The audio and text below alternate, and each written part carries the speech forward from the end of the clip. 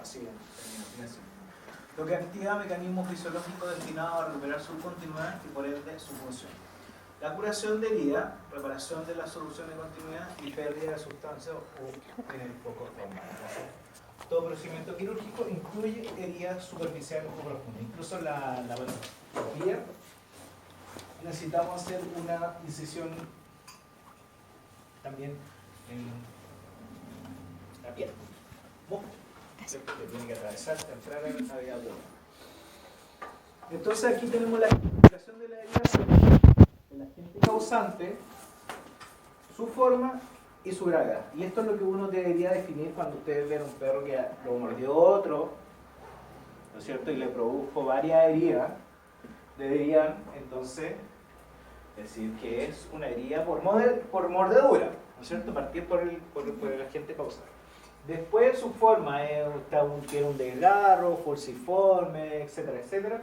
Y después si es simple o es compleja o es penetrante, ¿no es cierto? Porque a veces pasa que esto típico la interacción perro grande, perro chico, ¿no es cierto? Esa interacción muy mala, porque los perros grandes tratan de comerse a los perros chicos y los perros chicos tratan de asfixiar a los perros grandes.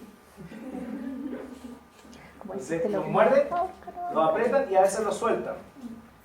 Y eso le provoca una herida perforante, ¿no es cierto? Sin desgarro.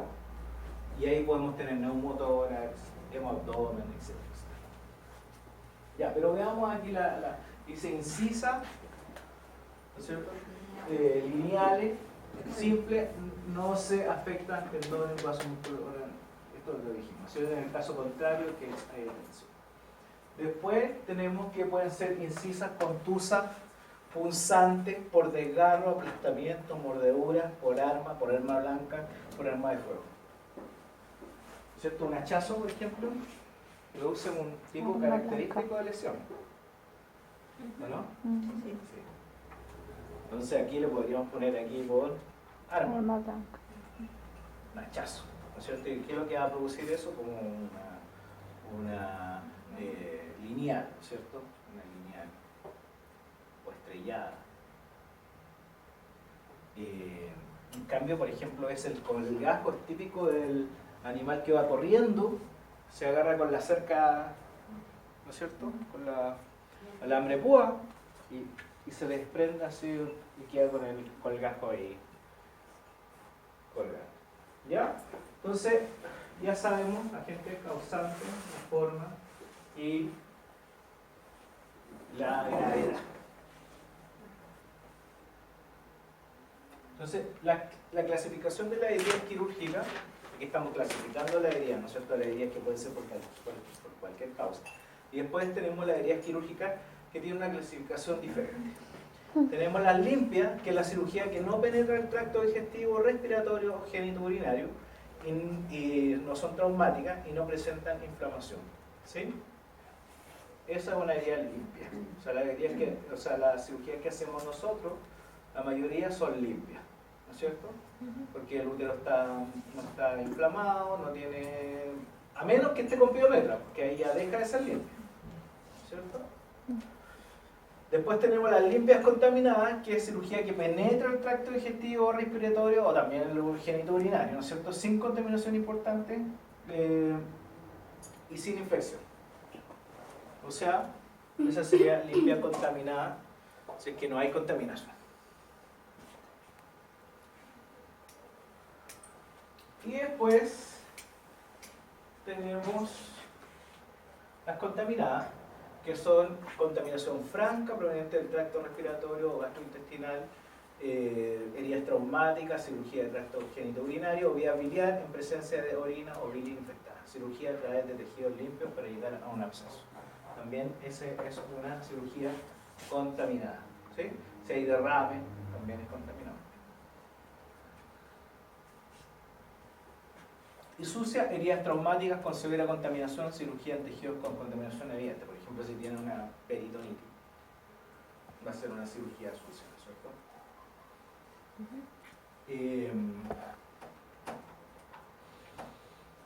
O típico esto, los caballos, las vacas, ¿no es cierto? Que se cortan en el campo así y se les mete barro, caca y todo eso. agua sucia. ¿Sí? En cambio, si le están sacando un cuerpo extraño y tienen derrame, esa es una contaminada. Y si no tienen derrame, tienen una limpia contaminada. Porque ya al abrir el intestino ya es suficiente como para clasificar. ¿Sí? ¿Por qué es tan importante esta clasificación? Porque las cirugías limpias no requieren antibióticos. En cambio, todas las demás sí requieren.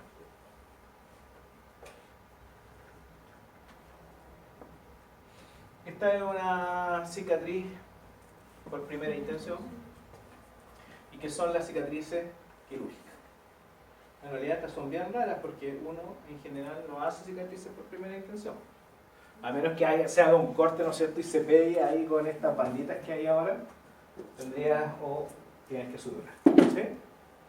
Esto es por primera intención. Lo general que hacemos nosotros en la vida diaria es hacer una por segunda intención.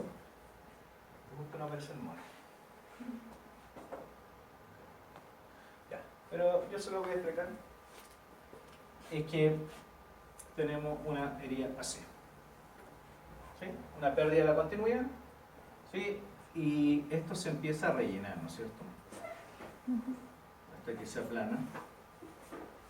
O también puede tomar como un cototo, ¿no es cierto? Porque la cicatriz queda exuberante.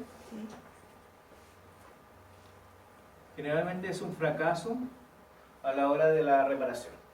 Después puede ser que se vuelva plana de nuevo. Pero generalmente esto demora más, ¿no es cierto? Y requiere más energía, más tiempo, etc. Y después tenemos por tercera intención.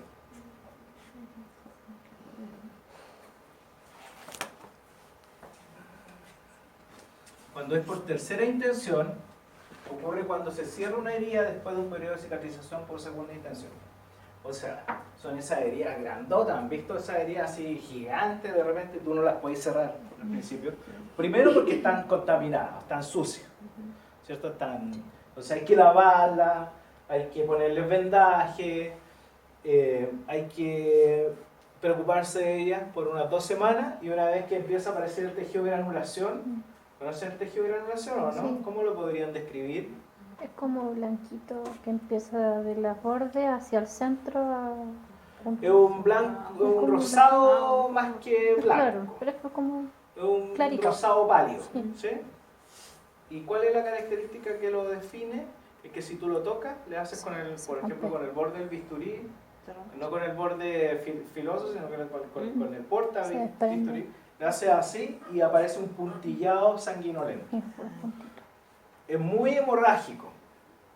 Bueno, en general, nosotros cuando tú estás tratando una herida y aparece este tejido, ya te relajáis, porque sabéis que ya no hay contaminación, es muy resistente a la contaminación del tejido de granulación y generalmente es cuando tú dejas de dar antibiótico. ¿Por qué? Porque está ahí la neovascularización, sabes que ya no hay contaminación y entonces puedes aprovechar para cerrar la herida. ¿Ya? Esto es bien interesante. Entonces, una vez que aparece el tejido de granulación, ya hace una maniobra y va a cerrar y puedes convertir esta cirugía de segunda intención en primera. ¿Sí? O sea, que teníamos un defecto grandote así, ¿no es cierto? Y estaba sucio, estaba contaminado, con pus, pelo, etcétera, etcétera. Hicimos una limpieza quirúrgica y le redondeamos los bordes, ¿no es cierto? Así. Y se empieza a achicar, ¿se han dado cuenta que las heridas como que se empiezan a contraer? ¿Sí? Y se achicó. Hasta ahí llegó. Y entonces lo que hacemos es llevarla a una de primera intención. Entonces le reactivamos los bordes, le separamos un poco la piel y la llevamos a una sutura. Entonces esto de segunda intención la pasamos a tercera. ¿Sí? Creo que cuando queda como siempre, como tejido granulado, como que se cierra la herida y todo, pero siempre queda como más. Esa es una úlcera. Si no se recubre totalmente porque quedó ahí, ¿no es cierto? No le hicieron la cirugía, que va a seguir. Claro, y ahí lo que pasa es que como falta la, digamos, ya pasó el estímulo reparativo, porque esto trabaja como impulso, ¿sí? O sea, hay un tiempo para que se produzca la cicatrización. Si no se produce en el tiempo que corresponde, no va a cerrar. Y entonces, por eso que claro, que está con una úlcera y tú la veías y que no se ha epitelializado, ¿no es cierto? No tiene epitelio. Tú lo que deberías hacer, si el defecto es muy grande, podrías sembrar aquí, ¿no es cierto? Sembrarle pedacitos de piel. Para decirlo así bien simple, eso sería un injerto, sí. un autoinjerto. Entonces le sacáis piel de un lado y se la sembráis ahí, ¿no es cierto? Y así un sembrado. Y le cuidáis y va a salir piel de nuevo. O lo otro es que los bordes, los cortes y estiren la piel, ¿no es cierto? Hoy día existen un montón de métodos para estirar la piel, para que cierren estos defectos graves.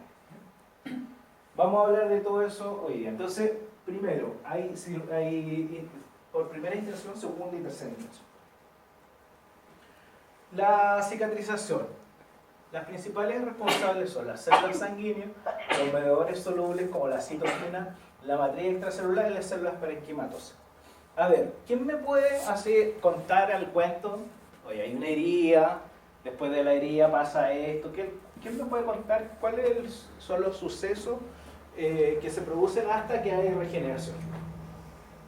Esto lo hemos sufrido todos, porque todos hemos tenido alguna vez una herida, o tenemos, ¿no es cierto? Yo hace 2 semanas estuve así una semana que me mordieron, me arañaron, me hicieron de todo. Entonces, ¿qué es lo que pasa desde ese punto cero, ¿no es cierto?, hasta que tenemos regeneración?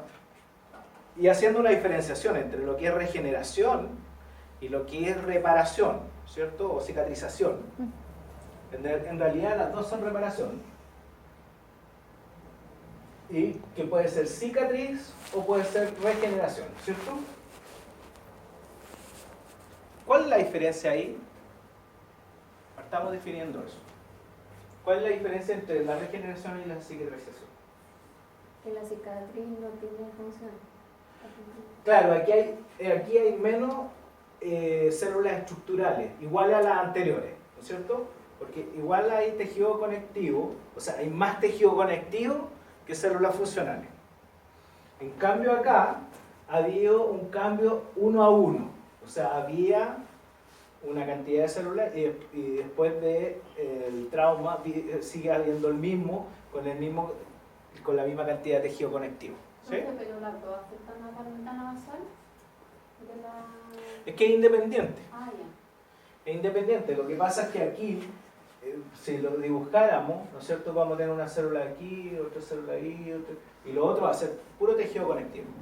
En cambio, y por eso que se ve diferente, pues si yo tengo una cicatriz, se ve diferente a la piel de al lado, ¿no es cierto? En cambio, cuando tengo regeneración, tengo muchas células funcionales. ¿Sí? Y el tejido conectivo igual, de la misma cantidad. ¿Sí? Ya. ¿Quién me podría contar el cuento? Ya le producimos la herida al paciente, o sea, le produjo un trauma o como sea. No sé.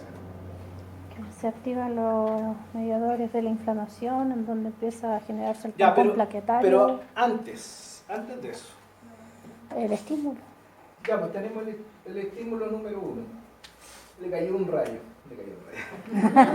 Qué gran estímulo. No, parece que no. De ahí no. Se cortó. Se cortó. Pero lo primero, antes de la inflamación, está la señal que llega al cerebro y luego rebota para decir ¡ay! ¿Cómo? ¿Se rompen los vasos sanguíneos? Sí, pues ¿y ahí qué pasa? Vasoconstricción. Tenemos vasoconstricción ya, pero eso es parte de la De la cascada de la inflamación. de la coagulación. Perdón, de la coagulación, sí. ¿Cierto? Vamos a tener coagulación. Lo primero que tiene que haber en el tiempo 1 es el coágulo. Si no tenemos coágulo, no Se llama el tampón plaquetario. El paciente se va a morir. Entonces, bajo estas circunstancias, tenemos el efecto 1. Se produce la cascada de la coagulación, ¿no es cierto? inmediatamente, porque en realidad no se puede separar la cascada de la inflamación y la de la coagulación, pues van juntas, ¿no es cierto? Porque incluso hay algunos mediadores de la inflamación que también Para la ayudan a la histamina. coagulación. La plaqueta, la histamina. Y que está metido también el dolor, ¿no es cierto? Porque están aquí las citoquinas, los mediadores solubles, todo eso. Ya, ¿qué más? Tenemos el tiempo 1 y se produce la inflamación. Coagulación, Agregación inflamación. plaquetaria en ese caso. Sí, eso es de la coagulación, ¿no es cierto? Vasoconstricción, inflamación. Tenemos rubor, Estupor, tumor, Calor, calor, pérdida de la función. dolor Pérdida de la y función. pérdida de la función. Son 5 los puntos cardinales de la inflamación. Y tiene que darse la inflamación. Porque, por eso que es tan interesante de que pacientes que si están con altos niveles de antiinflamatorio pueden retrasar la cicatrización. O puede ser que no se lleve a cabo, incluso. ¿No es cierto? Porque si le estoy dando corticoide a dosis alta, muy alta, probablemente no voy a regenerar. tener reparación. Ya, estábamos en ese punto. ¿Qué pasa? Se produce la inflamación, tenemos coagulación, tenemos el coágulo, ¿qué viene después? bueno, se sella en la zona para que no siga hemorrágica y esto empieza la reparación. A ver. Sí, pero ¿cómo así? Y aparte, ¿cómo? ¿Qué es lo que sucede? Colágeno. Pero antes de que se produzca eso. En realidad aquí lo estamos tratando de separar. Pero esto es todo una cosa que se produce casi en el momento cero. O sea, todo parte junto, pero se pueden diferenciar, ¿no es cierto? Etapas. Hay una fase de la hemostasia, hay otra fase inflamatoria, hay una fase de regeneración que viene potenciada porque como hay liberación de mediadores solubles que disparan, ¿no es cierto?, a nivel general, hacen quimiotaxis. Taxis. ¿Y qué células llegan ahí al sitio? ¿Cuáles son las principales? Glóbulos Con blancos. ¿Cuáles? las células ¿Ah? de las dendríticas captan la información para... ¿Dendrítica? Ya, pero eso ya está muy especializado. En la última etapa podría ser. Neutrófilo. Macrófago. Ya, sí, llegan eso, ¿no es cierto? Por la etapa inflamatoria llegan los neutrófilos, llegan... Basófilo. ¿no? Pero ¿quiénes son? Blancos. Claro, y que son los neutrófilos, los macrófagos, porque finalmente dependiendo del nivel de destrucción, ¿no es cierto? Vamos a tener que, el organismo tiene que liberar o sacar los escombros, pues, para decirlo así. Pensemos que esto es un edificio, ¿no es cierto? Hagamos una analogía así súper simple. Si el edificio se cae, se desploma, ¿no es cierto? Queda la embarrada nomás, pues, ¿no es cierto? Hemos visto así cuando le ponen esas dinamitas así, y se cae el edificio. ¿Qué es lo que antes de levantar algo ahí? Hay que limpiar, ¿no es cierto? Y el organismo hace también lo mismo. Con mucha más eficiencia, porque en la obra tiene que llegar el camión, sacar los escombros, y en cambio el organismo empieza a sacar los escombros y inmediatamente empieza a hacer la muralla. Casi en el mismo momento.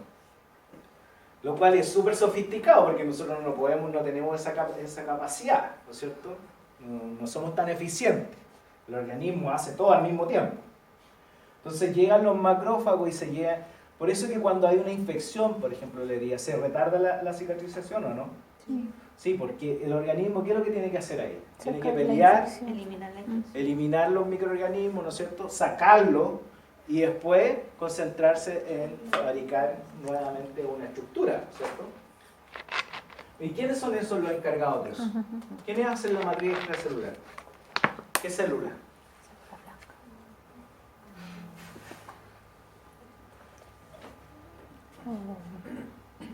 O macrófago.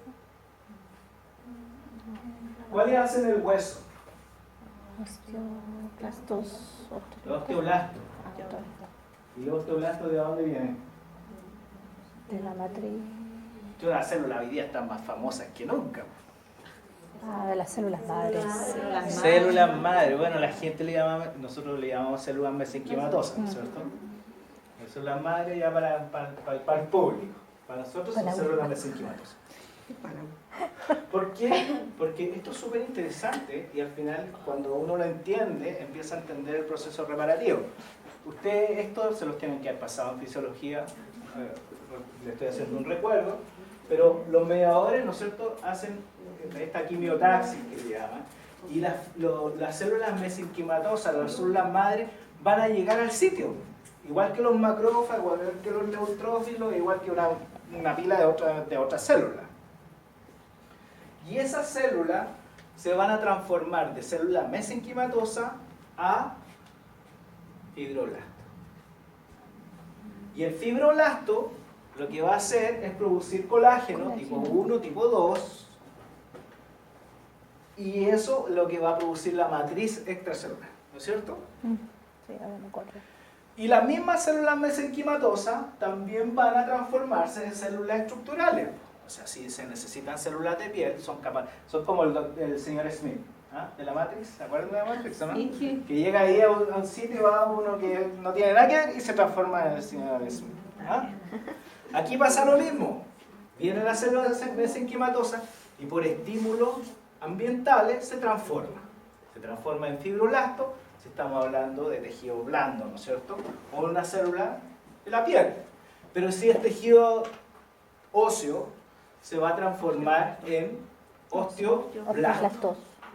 Esa misma célula mesenquimatosa también se puede transformar en osteoblasto. Y el osteoblasto se puede transformar en osteoclasto o en osteocito. ¿Sí? ¿Se dan cuenta? ¿Y por qué se transforma? Se va a transformar por estímulo incluso de la otra célula, ¿no es cierto? Del pH que hay ahí ambiental, también le va a decir si tiene que transformarse en un osteocito o en un osteoclasto, en el caso del hueso, ¿no es cierto? Porque si el hueso está aquí, ¿no es cierto? ¿Han visto cuando hace el callo óseo? Y la célula está ahí.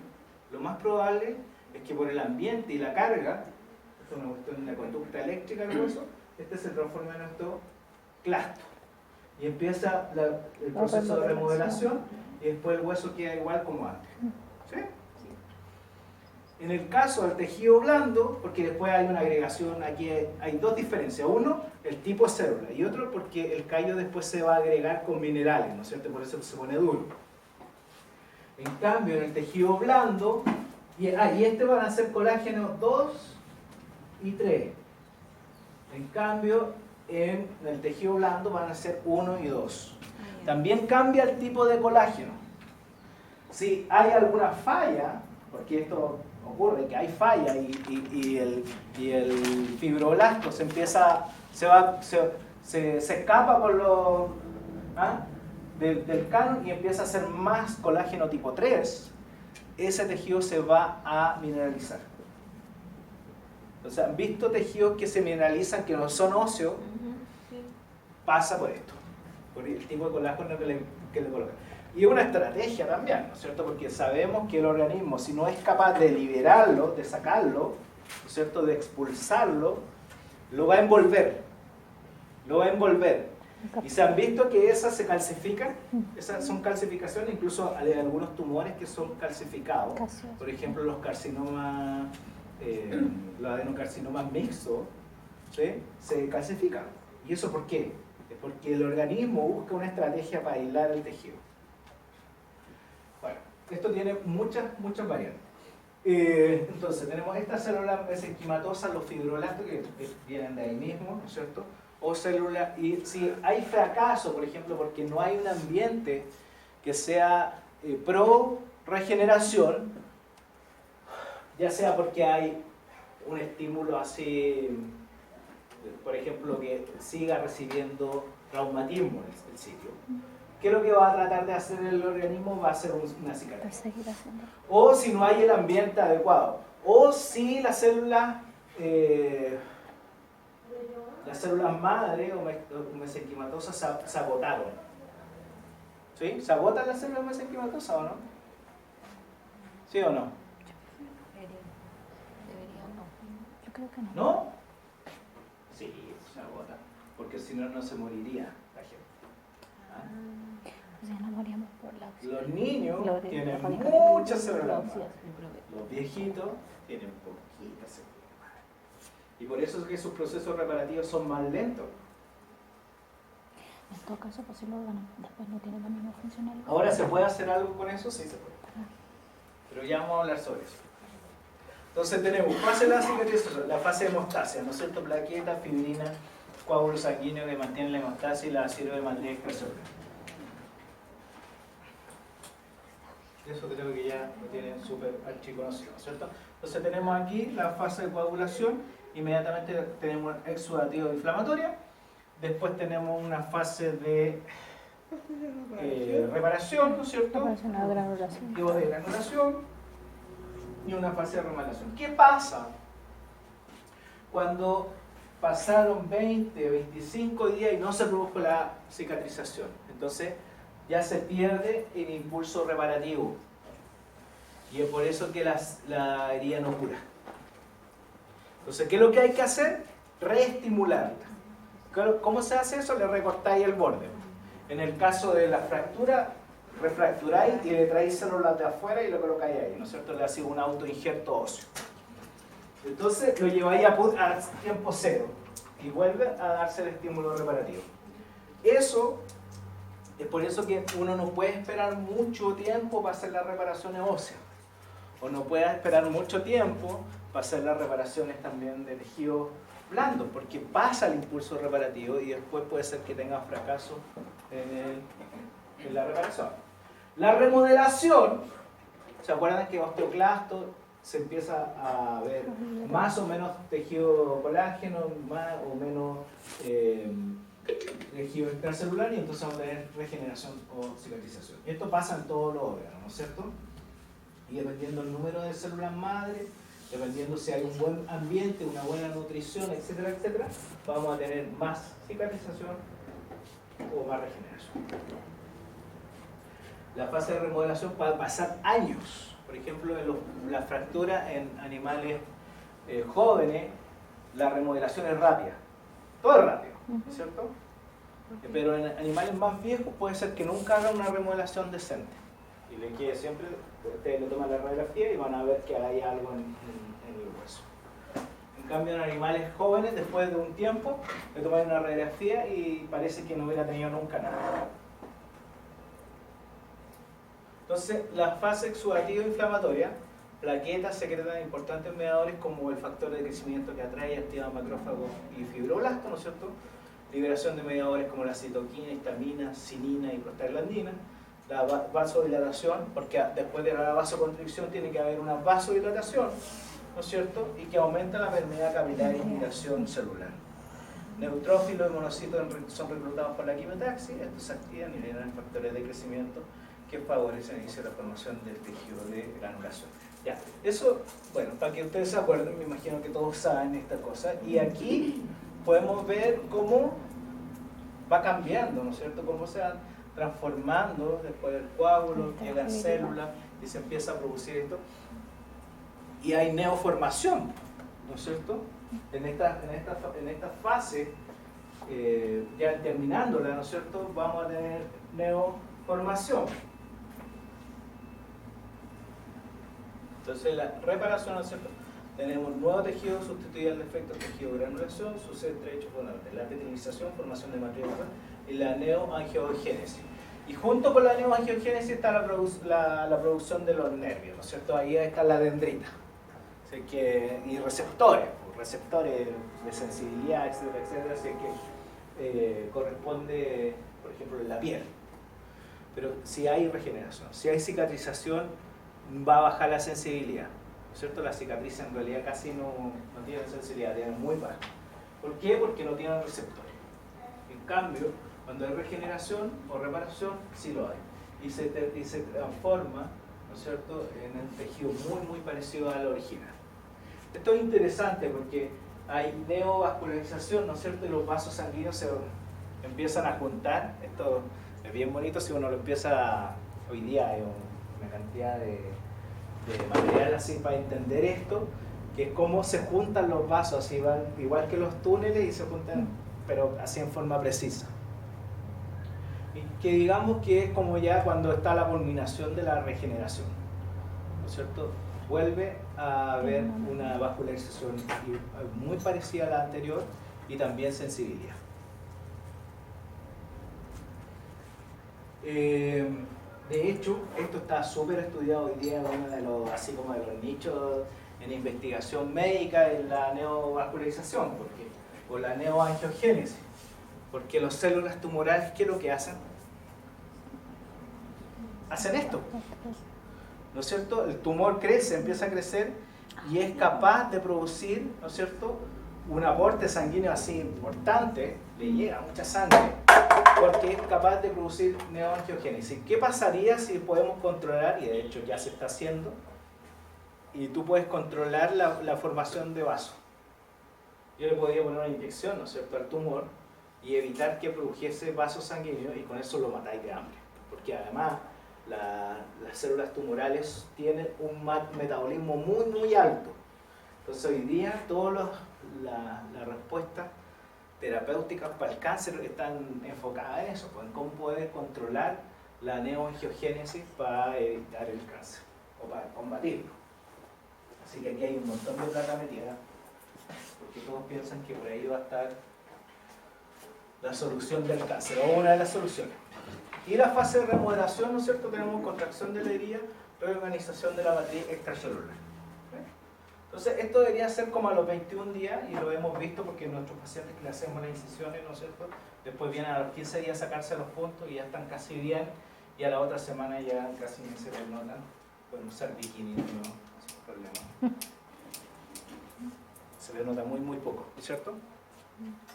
Entonces, ¿qué factores podrían alterar la cicatrización? Aquí hablamos de factores locales, como la infección, ya dijimos por qué, porque el organismo va a estar concentrado en tratar de eliminar los microorganismos y eso retrasa la cicatrización, o puede ser que no se llegue a cabo, ¿no es cierto? La insuficiencia circulatoria, si no llega sangre, ¿no es cierto?, al sitio, vamos a tener retraso porque no llega a la célula. No van a llegar las células, los fibroblastos, no van a llegar las células mesenquimatosa, no va a llegar nada. Cierra tensión. Esto tiene casi el mismo efecto, ¿no es cierto? Porque sabemos que cuando presionamos o cerramos con tensión, vamos a producir necrosis por hipoxia. Se produce baja cantidad de oxígeno en el sitio y eso va a producir una serie de problemas. El cuerpo extraño actúa igual que la infección, ¿no es cierto? ¿Qué es lo que va a hacer el organismo? Va a tratar de disolverlo o eliminarlo, o lo va a envolver, ¿no es cierto? Y esto sí puede provocar un retraso importante. O a veces también pedazos de hueso, ¿no es cierto?, que son del mismo organismo, actúan, que quedan desprendidos, ¿no es cierto?, y sin irrigación, actúan también como cuerpo extraño. Movilización precoz, o sea, estas heridas que están, por ejemplo, en el codo, o heridas en sitios de mucho movimiento, por ejemplo, en los pies, van a tener problemas porque tienen movilización muy temprana. ¿Sí? Obesidad. La obesidad también es un factor que, bueno, retrasa toda la reparación. ¿Por qué? Porque la grasa tiene menos irrigación que los otros tejidos. Entonces tenemos factores generales como la edad avanzada, ¿cierto? Los animales viejos cicatrizan más lento que los animales jóvenes. La hipoproteinemia, que es la baja cantidad de proteína en la sangre, ¿no es cierto?, también va a provocar problemas de reparación. Obviamente porque si no tenéis ladrillos para armar la casa, el colágeno, ¿no es cierto?, de naturaleza evidentemente protege.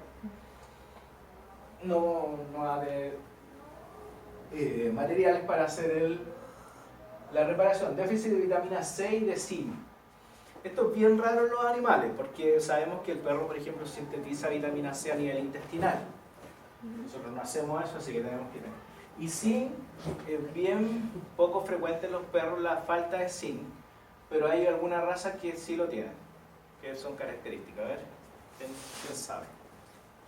Que los perros sean, ¿no? Todo esto es tipo Alaska, ¿sí? Todo eso, Las cambié mucho. siberiano, de tipo siberiano, todo eso pueden tener déficit de vitamina de zinc. E incluso tienen problemas dermatológicos que está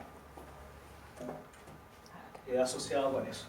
Anemia, obviamente si no hay suficiente cantidad de glóbulos rojos, probablemente hay un montón de tipos de anemia, también puede provocar una insuficiencia en la reparación.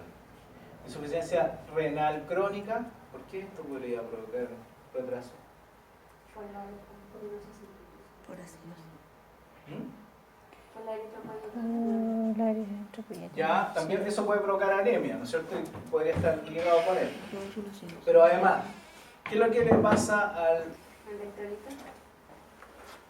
Puede tener problemas de electrolito, la azotemia. ¿Y la azotemia qué es lo que produce? Un alto nivel de nitrógeno ureico, de amoníaco, etcétera, etcétera. Y esos son todos tóxicos. Y eso también puede provocar, y recuerden que los que tienen insuficiencia renal generalmente tienen proteinuria. Entonces también están perdiendo proteínas por la orina y entonces también eso puede retrasar. ¿Los corticoides? Porque ¿Cómo? Sí, todo. Los corticoides. Estamos hablando aquí en general. Sí. es porque actúan en los COX, en la membrana plasmática. Y eso ayuda. Los corticoides, bueno, porque pueden eliminar la fase inflamatoria, ¿no es cierto? Sí. Pero también pueden hacer otras cosas, como que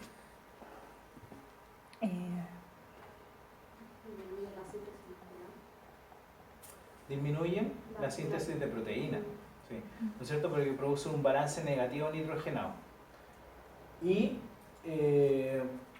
claramente eliminan la inflamación, y entonces eso hace que sea más tardía la sepsis, igual que la contaminación. Si es generalizada, el organismo por supuesto que va a priorizar atacar una infección generalizada a hacer una reparación local.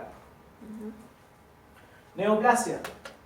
¿Por qué los pacientes con neoplasia estarán con su tiempo de reparación así aumentado? La neoplasia también tienen consecuencias anémicas. ¿Cómo?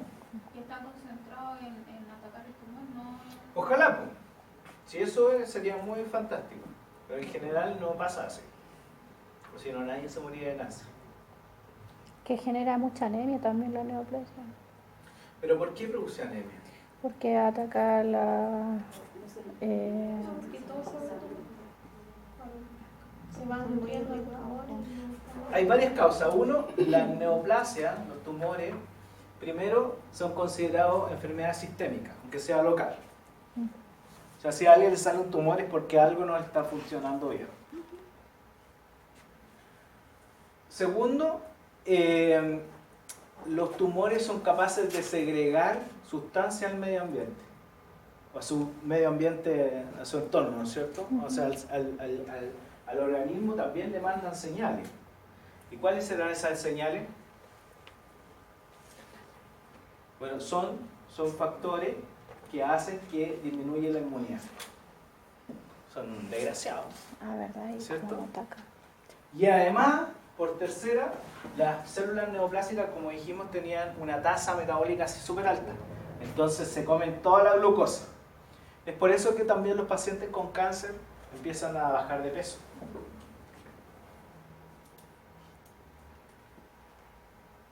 Y por último, puede ser que estén recibiendo quimioterapia y todos los medicamentos que se utilizan para combatir el cáncer tienen hoy día un efecto deleterio, que detienen el crecimiento celular. Y si no tienen crecimiento celular, no hay... tienen por una parte anemia y por otra parte problemas gástricos, ¿no es cierto? Porque la mucosa gástrica no se regenera la velocidad que debería ser. Y además, todas las células están así como en estado cero, ¿no es cierto? Entonces no se multiplican. Y entonces también, por supuesto, un paciente que tiene cáncer, no le podemos llegar y operarlo así como si está recibiendo quimioterapia. Ictericia. Problema ¿Por de qué? hígado, ¿Cuándo tiene ictericia el paciente? problema de hepatitis, problema de hepatitis. Y hemólisis, claro. Sí. ¿Por qué tiene ictericia? Porque tiene hemolisis. ¿Pero qué le aumentó que está con ictericia? La bilirrubina. Bilirrubina. Cuando tenía Ya sea la bilirrubina directa o indirecta, o sea, puede ser porque tiene hemolisis o porque tiene una falla hepática. No lo sabemos. No podéis saber, ¿cierto? Ahí hay que hacer unas pruebas. Pero la ictericia, ¿por qué va a afectar la reparación? La vitamina B. No se te agota tan rápido. la policitemia. Ah, no, pero no es una. Tiene que ver con la absorción de la vitamina D. Te debe morir antes. La hemoglobina tiene ese problema renal. La hemoglobina. La ictericia primero es tóxica. La bilirrubina hasta 2 nanogramos por decilitro es... Laboratorio clínico. Ahí se empieza a ver, ¿no es cierto? Amarillo, así. Y esa es tóxica para el riñón y es tóxica para todo el organismo. O sea, no se tiene que... Está presente siempre en un título bajo, pero no puede haber mucha. Entonces los pacientes con ictericia se mueren después de una insuficiencia renal porque la ictericia les mata al riñón, así, con esa situación. Piensen. Entonces hay que, un paciente amarillo hay que tratarlo rápido. Hiperglucemia o hiperglicemia, como le quieran llamar. Da lo mismo. Porque la hiperglicemia está relacionada con qué enfermedad? Diabetes. Con la diabetes. Y qué raro, porque si tiene harta glucosa. Pero en sangre, pues no sé si está sobresaturada la... ¿Sí? Pero eso acelera o... Eso tiene que ver con la grasa. genera bacterias. Ya, sí. ¿Se pone la sangre más viscosa y más lento el... No alcanza. No alcanza. Tendría ¿Por qué que se vuelve comer grasa? mucho algodón de azúcar. En cambio, No alcanza. No se vuelve grasa. Pero muy leve lo que El se diabético produce. podría. Pero ¿qué es lo que le pasa al diabético? ¿Por qué el diabético tiene, bueno, primero tiene hiperglicemia, ¿no es cierto? Pero ¿por qué por qué se le retrasa la reparación? Hay dos tipos de diabéticos. A ver, los vamos a separar, ¿no es cierto? Están los diabéticos 1, que son los... Sí, ese es el tipo 1. Uno, y el tipo 2. Y después tenemos el 2, que es Diabetes mellitus. insulino resistente, Sí. ¿cierto? Aquí hay una diferencia crucial. Uno, porque los perros generalmente y los gatos son más insulino dependientes. En cambio los humanos somos más insulino resistentes. Aquí hay una diferencia importante, porque si... ¿Qué es lo que hace la insulina? La insulina hace que la glucosa baje. Exacto. Entonces, tiene hiperglicemia porque no está entrando glucosa a la célula, porque la insulina lo que hace es tomar la molécula de glucosa, la pesca y la mete. ¿Sí? Es un facilitador. Sí. Porque si la célula gasta lo mismo en meter la glucosa que va a ganar consumiéndola, el balance es 0 y ahí se muere. ¿No es cierto? En cambio, cuando está la insulina, lo que hace es facilitar la entrada para que haya una respuesta energética positiva. O sea, efectivamente la glucosa descompone, ¿no es cierto? Y se producen estos ATP. ¿Se acuerdan del ADP? Se transforma en ATP. El adenosine-trifosfato, ¿no es cierto? Y se libera... ¿Qué se libera ahí? Fosfato. ¿No? Trifosfato, el ATP pasa... No, ¿qué se libera? Ganáis ATP y liberáis, pescaste la glucosa, la ahí eso después se elimina por un por lado la queda el orina. ATP, por otro lado queda el... Calcio. Es que el calcio es... No. El ciclo de Krebs, ¿no se acuerdan de eso? Ya. ¿No? Pero esto es fundamental. No. Lactato, pero ese es aeróbico, anaeróbico. Cuando está anaeróbico hay lactato, sí. Ay, que no me acuerdo. Andáis cerca del otro, pero te falta. ¿Es para el otro o no? ¿Ese es para este? Para este. Porque el anaeróbico ¿Sí? está la Porque cuando se hace anaeróbico, fermentación y está el ácido láctico. se consume la glucosa y se puede producir ácido láctico, Mm. ¿no es cierto? Pero más simple, pues sí. Oxígeno. No. CO2. Sí. Sí, Eso. CO2, sí, ya me CO2 y acordé. agua. Agua. Después se transforma en agua. Entonces ahí hay liberación del CO2 y de otras sustancias más que son de... Entonces lo que le pasa al diabético es que muere en la abundancia. Está lleno de glucosa, pero no la puede meter adentro de la célula. O porque los receptores se hicieron resistentes a la insulina y no la pesquisan, ¿no es cierto? Que eso le pasa a los que tienen resistencia insulínica, porque hay mucha insulina y finalmente se hace resistente. O porque no lo tiene. El páncreas no está produciendo la cantidad suficiente de insulina. Entonces, si la célula no tiene energía, si el fibroblasto, la célula mesenquimatosa, cuando llega ahí al sitio, no tiene energía, ¿con qué va a hacer lo que tiene que hacer? No puede. Por eso que el diabético se le hace una herida en el pie y le tienen que ir cortando, ¿no? Porque no puede hacer la reparación, pues no tiene, la célula no tiene la energía. Bueno, y ese es solamente una anotación dramática de lo que le pasa al organismo, porque está en la inadmisión.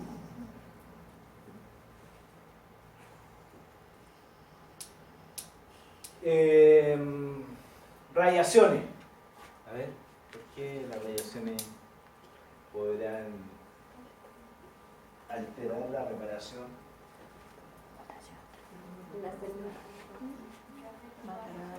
Sí, pues afecta. ¿Y las células madres cómo serán sensibles o no sensibles a las radiaciones?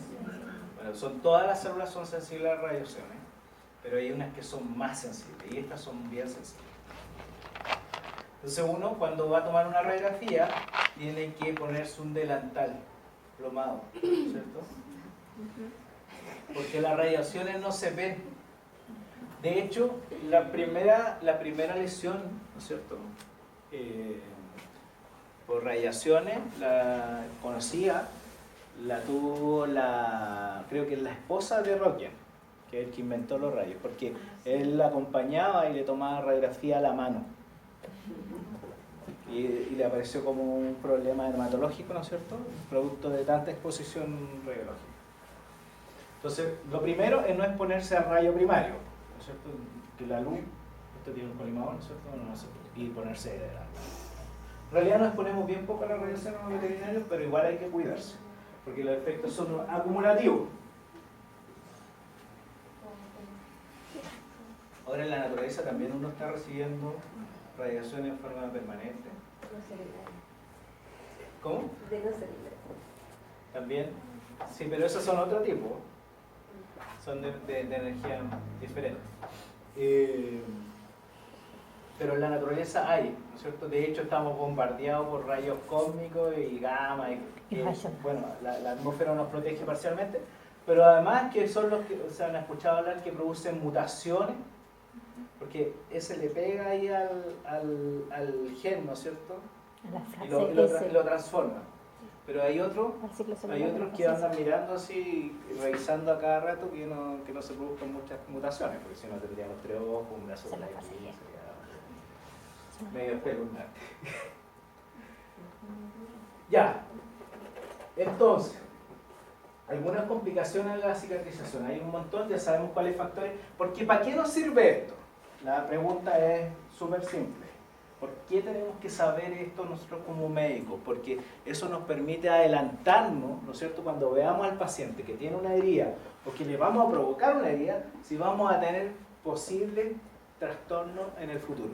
Y poderle decir al dueño, ¿no es cierto?, o en el caso de los médicos humanos, decirle, oye, ¿sabéis que tenéis diabetes, no tenéis cuidado, estáis en una edad sobre los 70 años? Probablemente después de la cirugía podéis tener problemas, ¿cierto? Tanto de cicatrización como de infección. Entonces, esto nos permite adelantarnos y poder decir si vamos a tener complicaciones o posibles complicaciones. Si podemos subsanarlas también, ¿no es cierto? Porque si el paciente tiene hiperglicemia, tiene toda la pinta de estar con diabetes, primero tratemos la diabetes, lo estabilizamos y después lo operamos. Complicaciones de la cicatrización, la hipertrófica o queloide, muy frecuente en la gente, en los animales no es tan frecuente, excepto en los caballos. Los caballos hacen mucho queloide. Y creo que un defecto en la fibroproliferativa, ¿no es cierto?, multicausal, anomalía de migración celular, inflamación, defecto en la síntesis y secreción de la materia extracelular, y se forma una cuestión así, una cicatriz exuberante, ¿no es cierto? Después tenemos la cicatriz dolorosa causada por el neuroma. Esto es muy típico en los perros que le cortan la cola, ¿sí? Por ejemplo, en el dogo, el manía, esos que le cortan la cola y se las cortan así con la puerta, que le ponen la cola ahí. ¿Le cierran así? ¿No? O un elástico. Ese sí. Pero el de la puerta. No, pasa. Bueno, hay muchas formas, ¿no es cierto? Y no son muy elegantes. No. Bueno, eso toda esta hora está legislado, así que no lo pueden hacer porque es maltrato animal. Pero entonces queda la fibra nerviosa expuesta en la cola. Y esa producía una irritación permanente y se formaba como un tumor en la punta. Y eso se llama neuroma. Y duele mucho. Súper frecuente. Entonces, ¿qué es lo que había que hacer? Cortarle bien la cola al perrito, después sacarle ese neuroma y ponerle un colgajo de piel para taparle bien el defecto, que es lo que corresponde, ¿cierto? Entonces el crecimiento de fibra nerviosa fuera del neurilema trae la sección parcial total de un filete nervioso. Dolor proyectado, el nervio permanece intacto, pero atrapado en un callo cicatrizario o ligadura. Se produce una constricción y eso produce dolor. ¿Es bien raro en los animales o no lo detectamos? Complicaciones de la cicatrización, el dolor referido, la lesión está a distancia, con el caso de un granuloma inflamatorio alrededor de una sutura. Esto es típico, por ejemplo, en las ovarectomías cuando les ponen nylon, ¿sí? En el muñón, y entonces forma un granuloma. Y ustedes le aprietan el estómago y le duele. Y obviamente es referido. Degeneración cicatricial, cuando el tejido no cicatriza correctamente y la herida se prolonga o está sometida a traumas de repetición, puede existir el riesgo de desarrollar un carcinoma epidermoide, también conocido con el nombre de úlcera de Marjolin. Estas son las úlceras por decúbito. ¿Sí? ¿Han visto alguna vez úlceras por decúbito, no? Un paciente que está mucho tiempo en una posición y en la zona de prominencia ósea le empiezan a aparecer una úlcera así o una herida que no dura con nada. ¿Cómo? ¿Como una escara? Escara, sí, también le llaman escara. Pero en realidad estas son, están justo en las zonas de prominencia. Por ejemplo, los talones, en la pelvis, ¿no es cierto? Justo donde el hueso y el piso o la cama están en contacto. Estos típicos de pacientes que no se pueden mover por sí mismos y que pueden sufrir. Pensemos en los viejitos, ¿no es cierto? No sufren mucho los viejitos. Ahora pensemos cómo podemos evitar, tenemos nuestro paciente que generalmente son pacientes que han tenido algún trauma importante, pacientes que tienen una hernia discal, ¿no es cierto?, y quedan con parálisis, o que tienen una tetraplegia y que no se pueden mover por sí solos. Y entonces, ¿qué es lo que vamos? Y la gente a veces no los quiere eutanasiar, o les pone carro, etcétera, etcétera, ¿no es cierto? Ahí dependiendo del nivel de incapacidad que tenga, va a ser los cuidados que van a tener que tener. Pero ¿cómo podemos decir, qué es lo que le diríamos a la gente para evitar este problema? ¿Cómo lo podemos evitar en los pacientes? O en la clínica, si tenemos pacientes en cuidados intensivos, ¿no es cierto?, que no se pueden mover por sí mismos. No podemos después entregarlo con una úlcera. Tienes que moverlo uno Habría que nomás, moverlo. siempre con Moverlo, ¿no es cierto? Esa es una de las cosas. ¿Cada cuánto? Por cambio de posición. 4 horas. No, mucho. Yo creo que cada 20 minutos. No, muy poco. Cuidado. A la Argentina, vuelta y vuelta. Eso puede hacer 20 minutos. No, sí, 3, 4 horas. ¿Tanto? Está bien, Sí. sí. Sí, pues. Mi abuela No hay me la ponía vuelta. todo el rato. Era como Ya, el ese es calle. uno. Mantenerlo en movimiento. Lo colocáis así, lo colocáis en puedes alternarlo, lo vais acomodando y lo vais dando. Otra. Para evitar el roce. No cargar más suave. Moverlo, por si no se le sale. No es lo mismo ponerlo aquí Sí. Ah, Que el poner tipo un suelo. colchoncito. Sí. Bueno, un colchón, Eso, claro. ponerle Como entonces tipo suelo. un colchón blando, ¿no es cierto? Incluso hay unos que son anti-escara, hay unos como unas donas Sí. que uno puede ponerle en los lugares donde hay más compresión. Ya, ahí tenemos dos. Otra. Ejercicios también para la irrigación, no sé cómo. Hacerlo caminar, si no puede caminar. No, pues uno cuando está sentado, tirarle, como Ya, los fisioterapia. fisioterapia, a eso Sí, me refiero. puede tener, pero más que a nivel de la úlcera va a tener un efecto en general, ¿no es cierto? Pero pensemos en algo más específico de la úlcera. ¿Han visto alguna vez un paciente así que no se puede mover o no? ¿Qué le pasa? Hidratar. Se mea y se caga ahí mismo. Ah, higiene. Sí, pues hay que Limpieza. mantenerlo limpio y seco. Sí. Porque, ¿por qué aparece frecuentemente esto? Por la humedad. Como los perros tienen pelo, los gatos tienen pelo, los animales tienen pelo, es difícil secarlos y lavarlos bien. O sea, hay que lavarlos, mantenerlos secos, ponerle pañales Sí. y a veces colocarles vaselina. Sí, también. ¿Sí? Se lavan y en las zonas que tiene contacto con la orina o con la heces ponerle vaselina líquida. Eso le forma una película Sí. protectora. Oh, A mi abuela le hacen todo. bueno. ¿A tu abuelita le hacen todo eso? Sí. ¿Algo más? Sí, me imagino.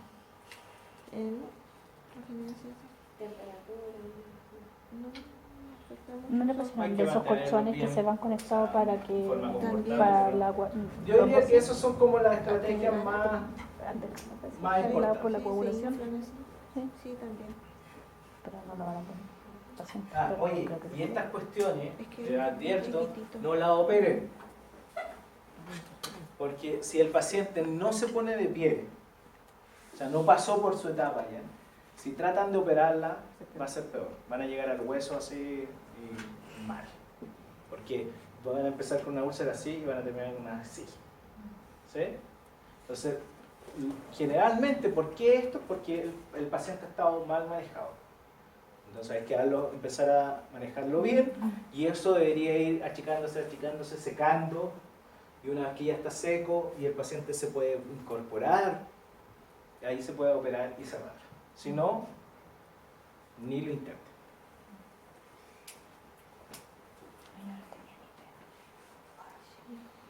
Complicaciones de la cicatrización, infección de la herida, esto ya lo hemos dicho varias, ¿no es cierto? Porque lo hemos explicado de todas formas.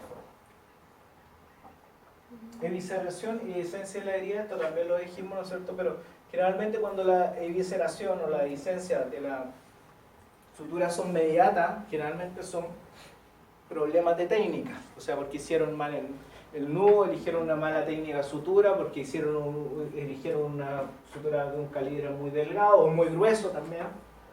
En cambio, las que son tardías, después de un mes, generalmente son porque el paciente tiene algún problema en la síntesis y en la reparación. Eso es súper importante. Ya, Está vamos súper a... infectado. ¿Qué es esto? Algo horrible. Esa es la cabeza para allá. Es el cuello. Tenía Es un el cuello. cuello. Una cadena. ¿Qué es lo que tenía? Una cadena. Una Eso. cadena incrustada. Se le olvidó que el perrito creciera.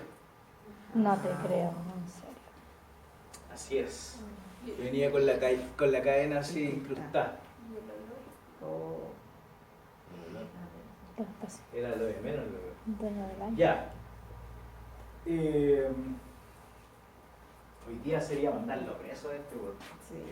¡Pau! Ya, ¿qué vamos a hacer con este paciente? ¿Cuál sería el tratamiento? Una Vamos limpieza primero. Sí, Una sí, limpieza. una limpieza, pero ¿cómo la vamos a hacer? Vamos a hacer aquí una receta. Vamos a hacer una receta. ¿Cuál es la receta? Con harto suero. ¿Quién sabe hacer queque? ¿Queque? Ese que ¿Usted Pero sabe? no sé si es la misma técnica. ¿Usted dijo todo? Ya, dígame, ¿cómo se hace el queque? Se pone primero todo lo seco y después todo lo...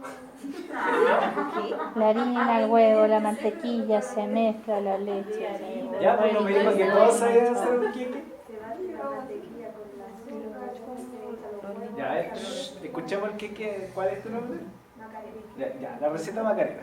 Macarena, dinos cómo hacer el queque. Se va a hacer la mantequilla ¿Ya? con la harina, o sea, con el azúcar. Ya. A esa mezcla se le echan los huevos y se bate después, y de ahí la harina y el Ya. polvo de hornear.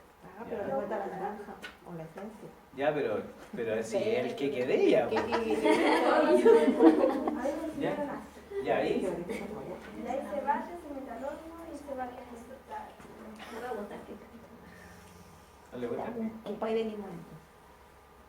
Pay de limón. No, pues es que estamos hablando del queque. ¿Por qué me cambia la receta? No, pero yo no podría Ahora hacer el recién queque. fuera Me empezamos saldría una cualquier cosa. Toma tu cuchillo y retírate. Porque primero no me dio ninguna medida. No me dijo cuánta harina, cuántos huevos, cuánta harina.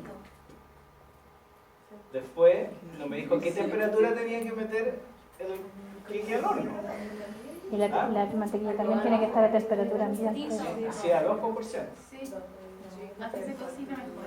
Se para cocina que sea mejor. blandito. 180. Primero A ver. 200 y después se le baja a 180. 200 y después a 180. ¿Por cuántos minutos? Yo como. 45 minutos. Yo me dedico a probar. Ya, pero fíjense en esto, cuando uno va a hacer una receta, ¿no es cierto?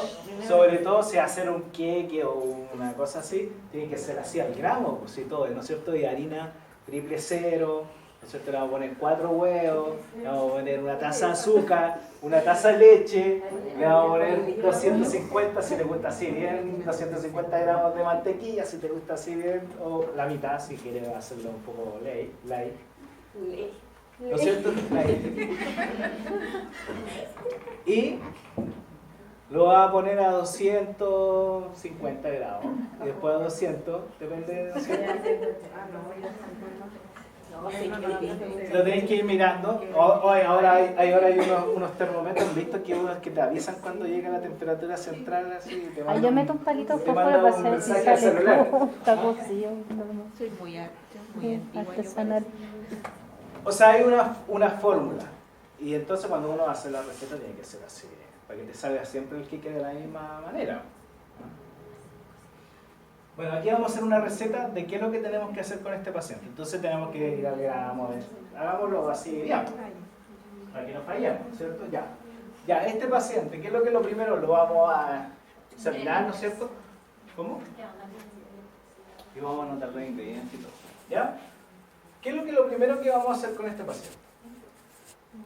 Ya, el perro lo va a limpiar. ¿Tú crees que te va a dejar? No, hay que sedarlo o tranquilizarlo, dependiendo del cómo sea. Ya, ¿qué es lo primero que le vamos a hacer a este paciente? ¿Ah? examen clínico. Ya, el examen clínico, sí. Vamos a hacer un examen clínico. Ya, y después,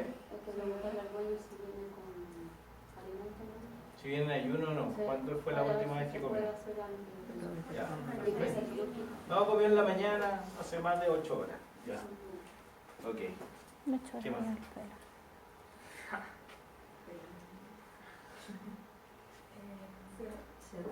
¿Lo vamos a hacer con qué? ¿Con qué lo sedamos? Cepromacina. Cepromacina, puede ser. Ah, no. Sedar Ya, lo o vamos a sedar. tranquilizar. Sí. ¿Silacina puede ser? Ya, silacina. Puede ser acepromacina. ¿Y algo más? Le podríamos colocar ketamina, ¿no es cierto? ¿Qué más ketamina? Claro. Uno de los dos con más ketamina. Sí, podríamos hacer una mezcla ahí y sedarlo. Porque probablemente no nos va a dejar manejarlo muy bien. ¿Ya? Así, porque está con dolor, eso le debe doler, está. Entonces, número 1, sedarlo. ¿No es cierto? Después de hacerle el examen clínico, saber qué es lo que le está pasando, etcétera, etcétera. Ya, ¿qué más? Le vamos a poner esos medicamentos, una mezcla. Le podríamos poner Propofol también, así, en un bolo, ¿no es cierto? Para hacer, pero sin anestesiarlo, sino que solamente como sea Dios. Pero ahí el perro tiene que operarnos, porque teníamos que ponerle un catéter. Mira. Entonces, después, ahí dependiendo de cómo esté el paciente, si es cooperador o no, vamos a poner una vía intravenosa. ¿Sí? De hecho, ahí se ve. El paciente está con la vía.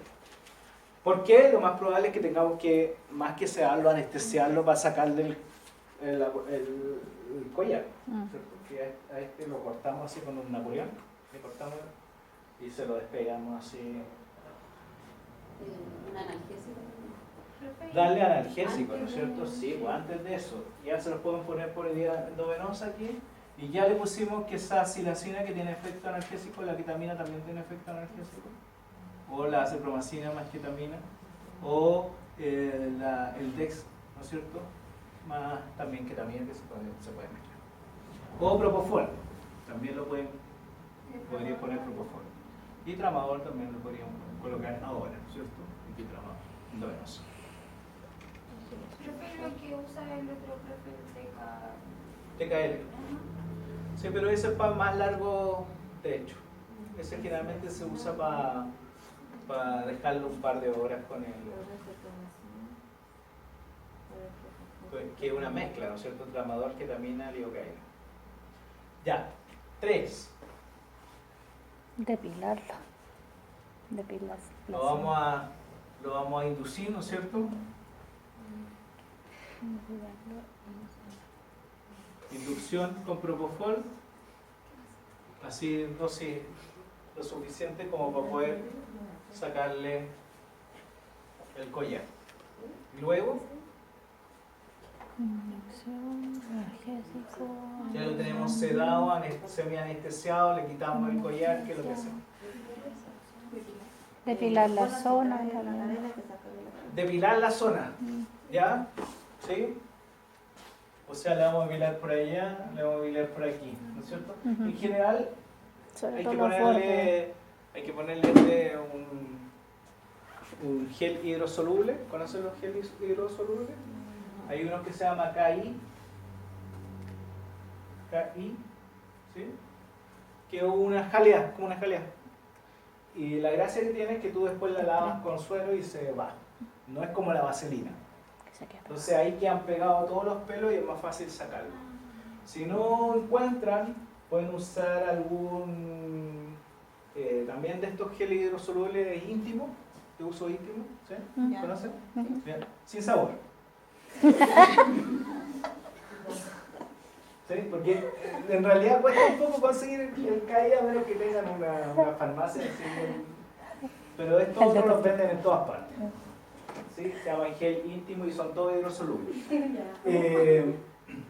Entonces uno le coloca ahí una capa y cuando depila quedan los pelos pegados y es más fácil sacarlo.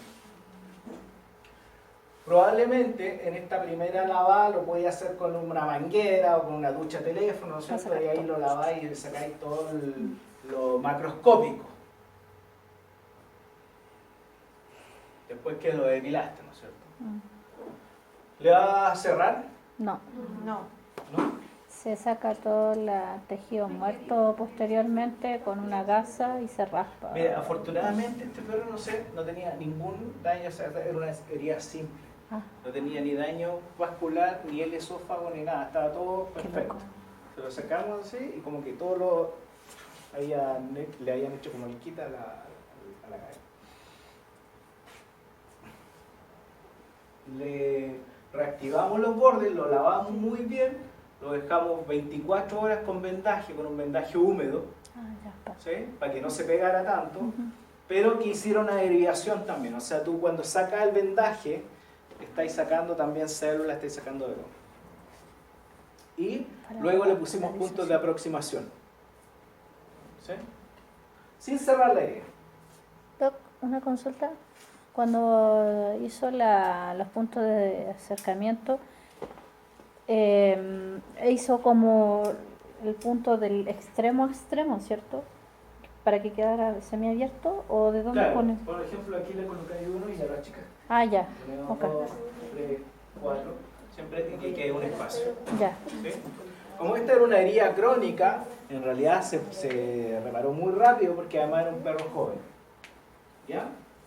Entonces, ¿con qué vamos a lavar ahí? Primero con agua, porque si no te gastáis 50 litros de suero no tiene mucho sentido. Sacáis todos los pelos, todos los restos, después que lavaste, sacaste el hidrosoluble, y después ¿con qué lavas la herida? Después con suero fisiológico. Suero fisiológico, Y o también puede ser ringer lactato. venga, lactato, sí. Cualquiera de los dos sirve. Mm. Da lo mismo, ¿ah?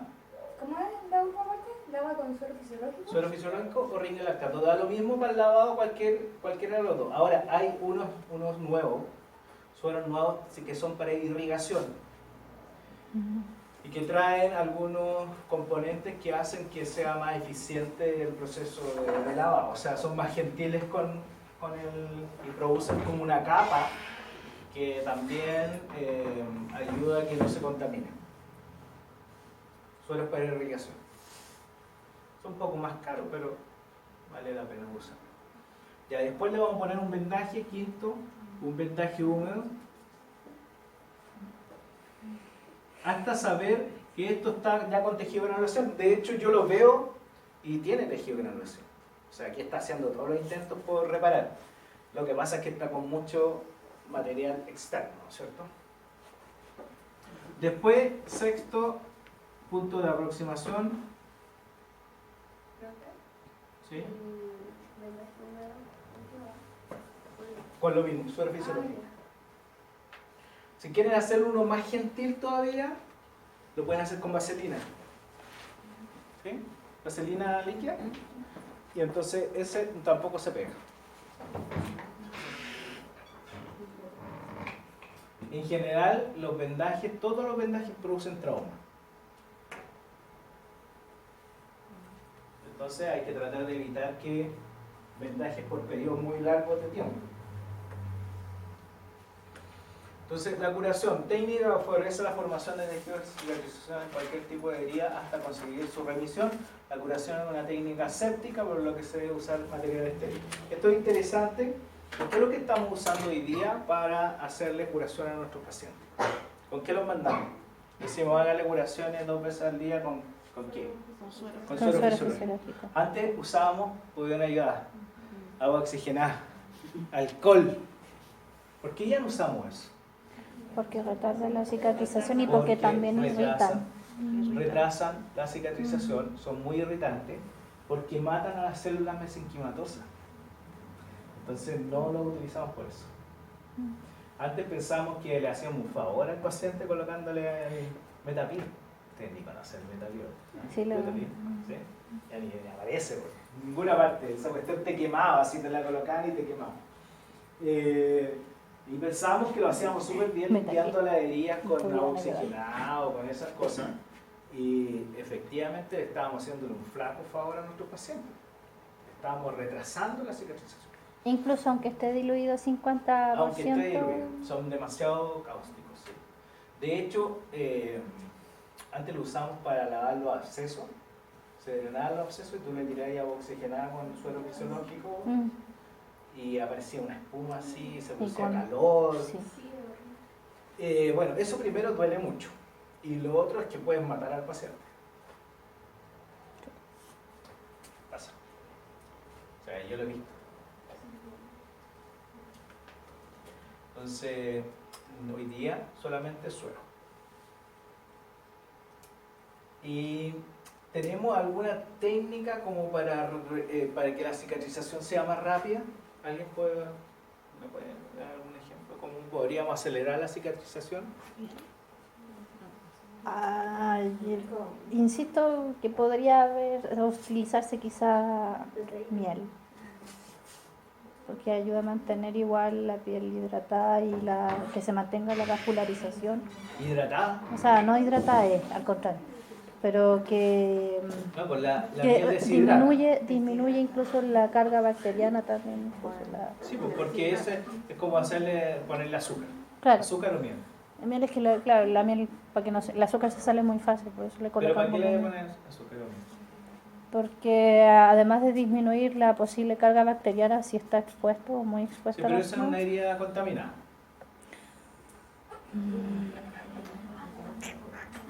Estamos hablando de una herida que no tiene contaminación. Entonces nada, porque podría retardar incluso entonces en ese caso.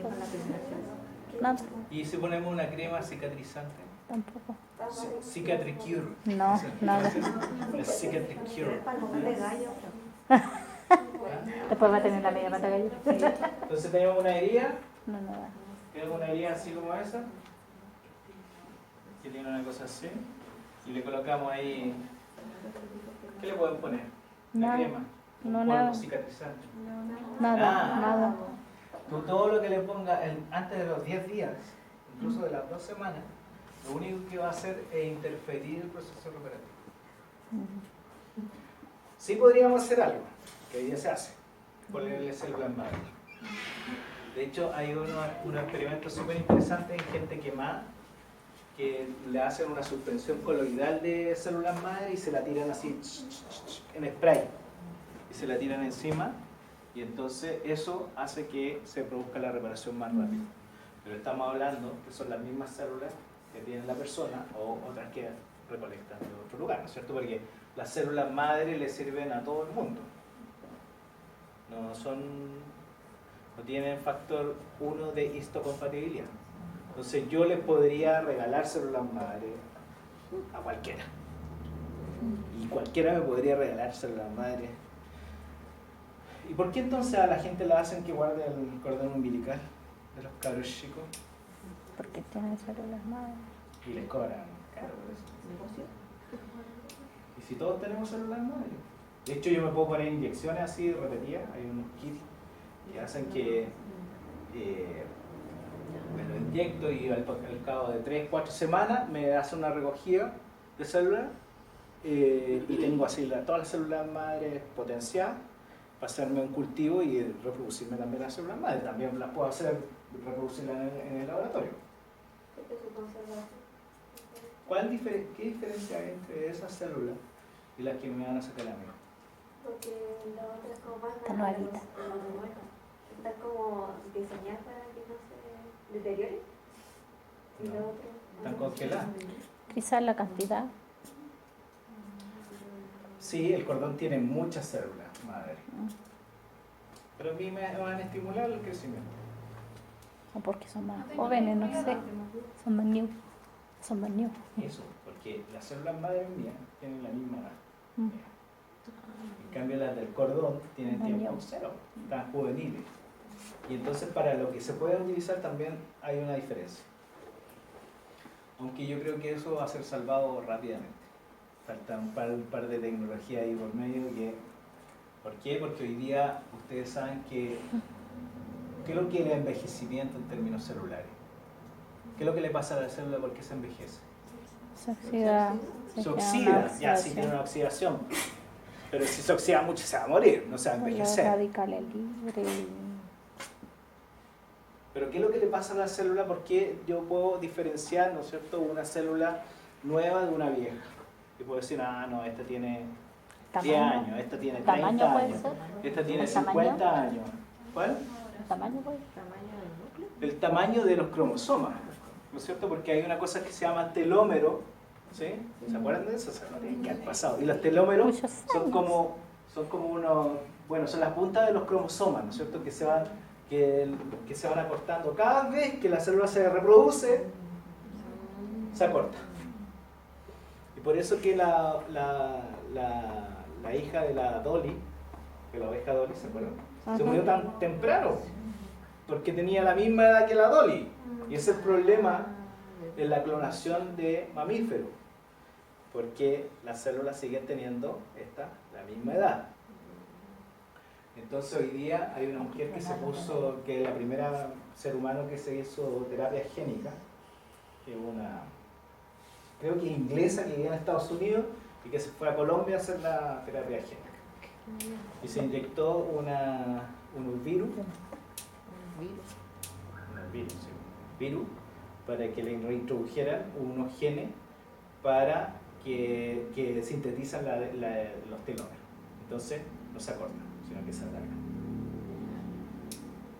Por Y siempre. se hizo otra más que tiene que ver con una proteína que es la P no sé cuantito, que es una también que hace que detiene el envejecimiento a nivel celular. Entonces, esto es súper interesante porque la primera persona sí se tuvo que ir a Estados Unidos porque en Estados Unidos no la dejaban hacerse la terapia. Y se supone que cuando se hizo la muestra antes de... tenía 60 años. No, sí, a ver, eran 20 años y 55 años. Y después que se hizo la terapia, disminuyó 20 años su edad biológica, ¿sí? Pero ahí quedó con la edad que tenía realmente. Entonces eso es como medio raro, ¿no es cierto? Matemática demasiado exacta. Pero porque si a uno le hacen estas pruebas, ¿no es cierto? Y te miden, te ven tu edad biológica. Pero a veces no calza con la edad cronométrica, ¿sí? O sea, uno generalmente, la gente que se ha cuidado o que tiene buena genética, puede ser que le calce perfecto. Y los demás tienen generalmente una edad biológica más alta. Esto probablemente sea el inicio de una serie de terapias contra el envejecimiento, porque hasta hace muy poco pensábamos que, o sea, se combatían las enfermedades que provocaban envejecimiento, y hoy día hay toda también una rama de investigación que lo que está haciendo es pensar que el envejecimiento es una enfermedad y tratar de eliminarla. Quizás con eso vamos a conseguir vivir un poco más. Bueno, y esto está relacionado porque tiene que ver con esa célula y cómo la capacidad de regeneración la podemos aprovechar al máximo, ¿no es cierto? De hecho, hoy día hay una serie de terapias génicas, o sea, que tienen que ver con la célula y que a la gente le colocan células que ya están programadas. Por ejemplo, los diabéticos hoy día le pueden sacar células, ¿no es cierto?, de esta mesenquimatosa, se las programan y que se transformen en Langerhans. Entonces, como no tenían insulina, le colocan estas células ya diseñadas, esto ya se está haciendo, las células estas viajan hasta el páncreas, invaden el páncreas y empiezan a producir insulina. Y entonces esa persona ya no requiere nunca más que le pongan insulina exógena.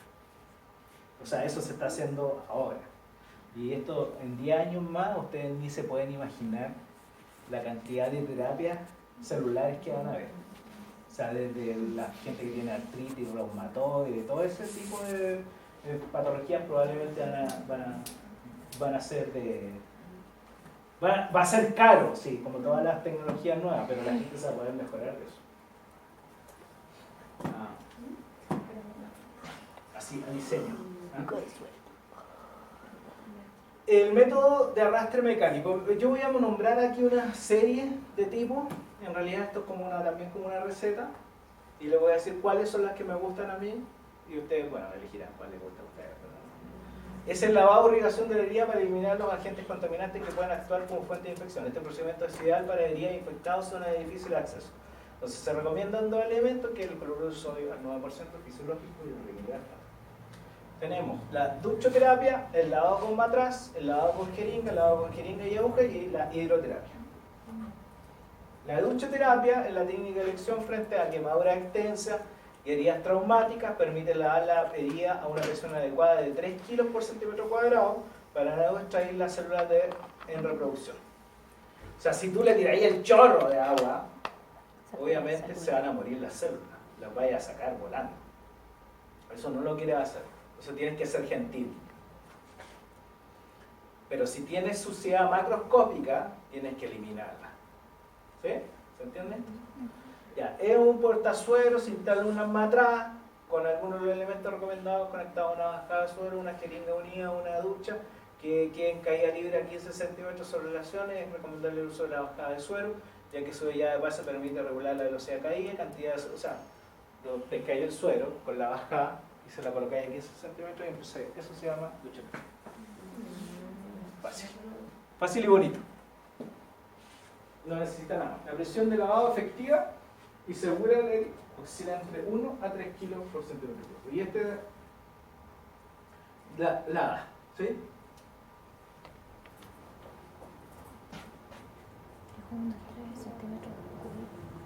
Lavado con matraz. ¿Conocen los matraces? Esos son unos frasquitos que tienen una punta. ¿Sí? ¿Se acuerdan? En química siempre son. Ya es lo mismo y también se pone la técnica anterior, 5 kilos por centímetro, por lo que recorre el riesgo de lesionar el tejido bronquial. En general, cuando uno lo usa, y apretáis el frasco así le sale el chorro, lo usa cuando hay suciedad muy macroscópica. ¿Sí? La primera lavada así lo hacéis con el matraz. Se deja caer al suelo directamente desde un matraz colocado aquí sobre la lavadilla, utilizando la cantidad que le condiciona en la zona crítica. Después tenemos con jeringa. Se utilizan heridas en cavidades profundas que necesitan ser lavadas a través de drenaje. La presión ejercida sobre la herida dependerá de la fuerza de inyección que se aplique al émbolo, más o menos 4,5 por kilo por centímetro cuadrado. ¿Cierto? La técnica, la solución se inyecta suavemente de una jeringa de 20 centímetros colocada unos 15 centímetros sobre la zona de lavar las veces que sea necesario. Aquí también pueden usar el suero, ¿no es cierto?, conectado a esta bajada. Le ponen una llave de 3 pasos, la conectan a la jeringa para no estar llenando la jeringa así a cada rato, y le movís la llave de 3 pasos, lo llenáis y con la aguja le tiráis. O sea, ese sin aguja, es con el puro émbolo. Y con aguja, dice, se utilizan heridas en quemaduras externas, superficiales de pequeñas extensiones. Ideal es utilizar una jeringa de 35 cc y una aguja de 19. ¿Sí? Y con eso se entrega una presión de 2 kilos por centímetro cuadrado. O sea, ese es justo, este es el que más me gusta a mí. Creo que es la fórmula más ideal. Este nivel de presión permite maximizar la limpieza sin dejar de proteger el tejido de granulación. Esta técnica, al igual que en los procedimientos anteriores, se coloca la jeringa, esta vez con una aguja, unos 15 centímetros de la lesión, lavando la herida con una solución recomendada. ¿Sí? Lo que yo hago es poner la bajada del suero, o sea, el suero, ¿no es cierto? Pongo la bajada, viene esta cuestión, está la llave de 3 pasos, ¿sí?, que la conecto a la jeringa. ¿Sí? Entonces me queda la llave de 3 pasos, ¿sí? Me queda la jeringa aquí. ¿No es cierto? Entonces, esto me permite irlo llenando automáticamente. Pues le doy la vuelta, después lo pongo así, lo lleno. ¿Sí? Lo vamos a hacer para que vamos a ver. Y bien. Ya, las recomendaciones de la herida muy infectada se recomienda el arrastre mecánico suave, el uso de tórula de algodón y gasa está contraindicado porque dejan residuos. Los antisépticos están contraindicados por su alta toxicidad. Si se necesita secar la herida, esta debe empaparse con gasa suavemente y material debe ser individual para cada paciente. ¿No es cierto? Porque sabemos que no podemos hacer contaminaciones cruzadas.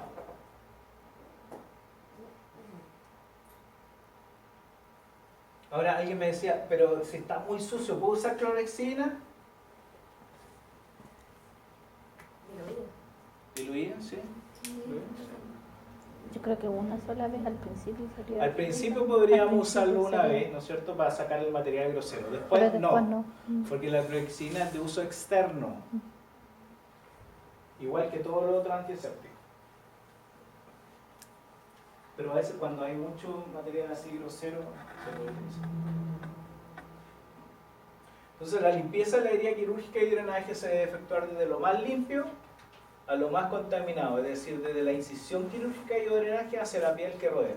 Cuando una incisión quirúrgica está sucia con algún fluido corporal, esta deberá limpiarse con rímel lactato o sobreoficio a través de una pincelada con gasa estéril o irrigada, ¿no es cierto? Entonces, claro, cuando se está formando la costra, ¿no es cierto? Porque la costra no hay que dejar que se forme, la costra lo que hace es retardar la cicatrización.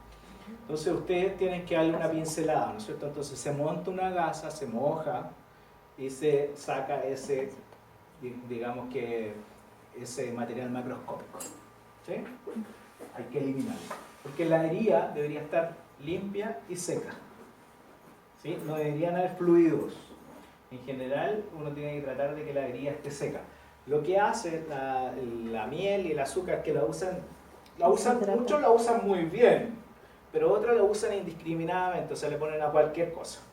Y eso no está bien, porque si tú tienes una herida que está limpia, que está haciendo todo lo que tiene que hacer, no tienes contaminación, no tienes nada, tienes que dejarle y darle el ambiente para que repare.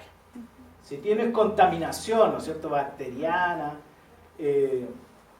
probablemente si le tiráis azúcar vaya a matar todas las bacterias. ¿Por qué? Que lo que hace el azúcar o la miel es un medio hiperosmótico.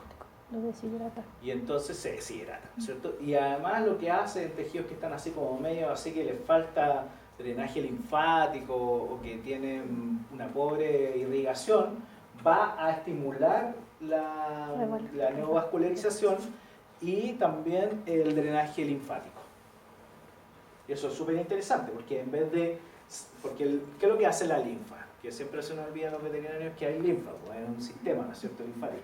Lo que es sacar, ¿no es cierto?, todos los residuos no lo va a hacer por la sangre. ¿Sí? Cuando uno piensa en el macrófago, en todos esos bichos, entran por la sangre, pero no salen por ahí, pues. Se van por el vía linfática. Entonces, si nosotros tenemos obstruida la vía linfática, no va a haber una buena recuperación.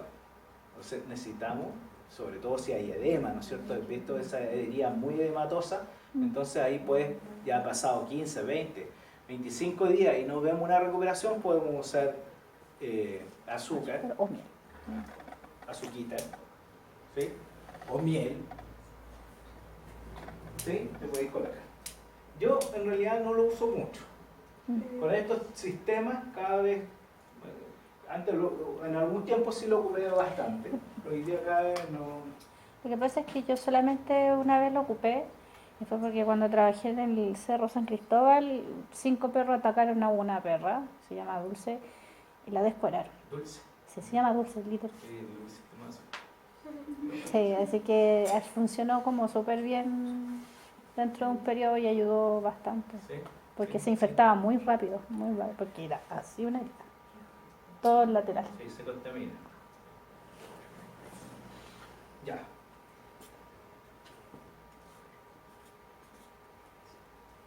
Entonces, limpieza de la herida quirúrgica y drenaje. En los drenajes, la piel que lo rodea debe permanecer seca. El drenaje debe estar protegido con gasa o apósito estéril que debe permanecer limpio y seco. Si el lugar del drenaje está sucio, deberá limpiarse con arrastre mecánico suave y si hay extravasación de fluido, deberá practicarse la curación cuantas veces sea necesario. A mí no me gusta mucho los drenajes, yo se los tengo que decir porque... No porque piensen que no funcionan, sino que porque hay que cuidarlo.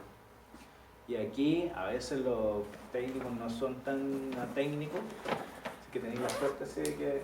Y entonces el drenaje puede ser peor que lo que tratáis de prevenir. Lo ideal, porque el drenaje tiene que estar limpio y seco, en forma permanente. Entonces, además los pacientes nuestros los agarran, los tiran, se los muerden, puede ser un desastre. Entonces cuando solamente es estrictamente necesario los pongo a drenaje, si no, no.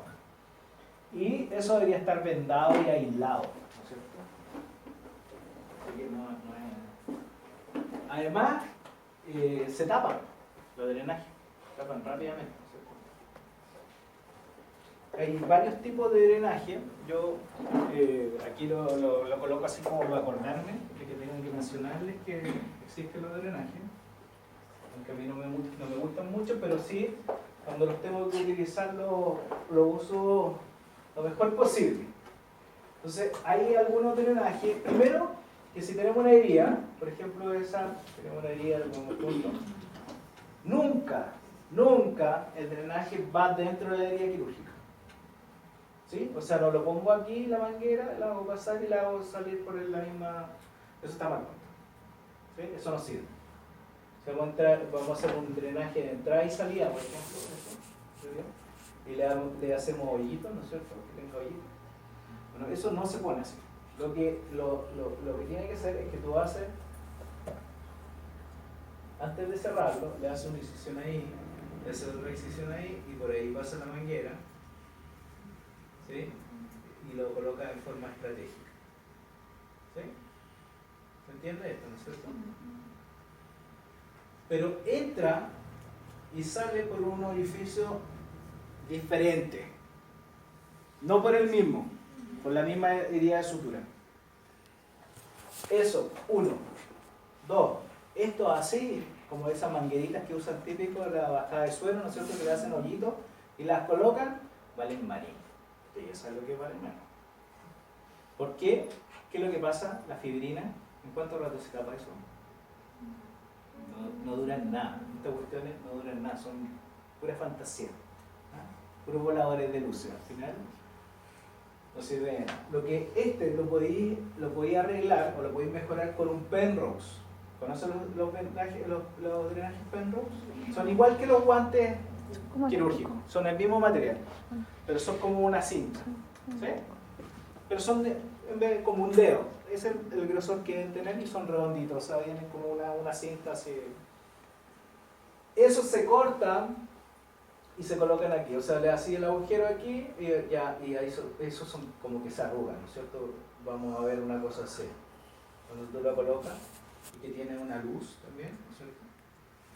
Entonces, este tipo de drenaje, la gracia que tiene es que drenan por dentro y por fuera. Si tú le haces agujeros también a esto, que es como una cinta así, ¿no es cierto? Profe, ¿cómo es que se llama? Penrose.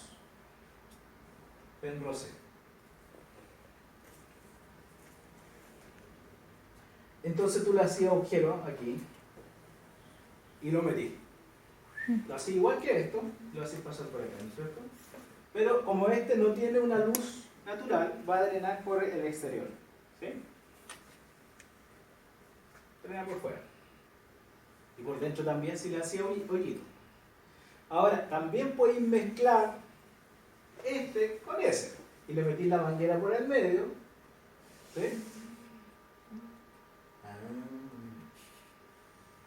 Le metí la manguera al medio, también le hacía hoyito y ahí tenéis un drenaje de doble luz.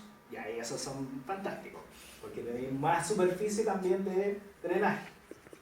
A todo esto le colocáis, le tenéis que poner un vendaje, para que apriete. ¿Ya?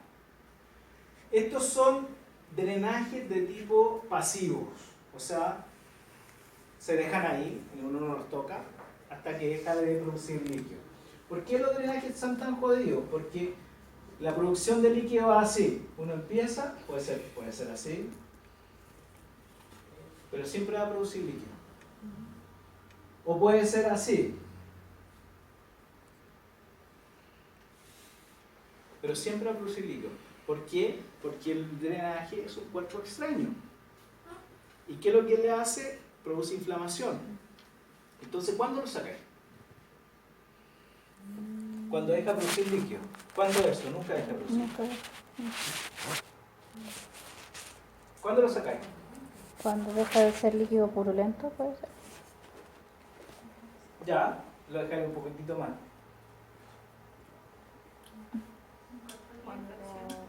Cuando se controla la infección. ¿Ya? Cuando no hay mucha cantidad. Aquí no. Cuando se estabiliza la producción de líquido, porque nunca llega a cero, ahí lo sacamos. ¿Cuándo pasa eso? Son 4 o 5 días, generalmente. Puede ser un poco más, tenéis que irlo mirando, ¿no es cierto? Si sigue produciendo mucho líquido, tú le quitáis a cada rato el vendaje, ¿no es cierto? Le quitáis el vendaje y está húmedo, entonces probablemente no ha llegado a ese punto. Cuando ya disminuyó y se mantiene constante, vas a dejar 2 días y lo sacáis. ¿Sí? Un drenaje que lleva 10 días puesto porque no anda nada muy bien. Generalmente son 4 o 5 días y ya está todo arreglado. Ya, estos son pasivos. Hay otros que son activos. Este mismo, que entra y salía, voy a pensar aquí en este, es que tengo una válvula aquí. Entonces le pongo una jeringa. ¿Sí? Y le voy a hacer flashing con la jeringa. ¿Sí? Y le meto líquido. Y lo estoy lavando. ¿Sí? Lo lavo. Le pongo suero fisiológico con lidocaína puede ser, por ejemplo, si me quiero matar a analgesia. Le pongo y le voy lavando ahí. Ese es un drenaje de entrada y salida. ¿Ya?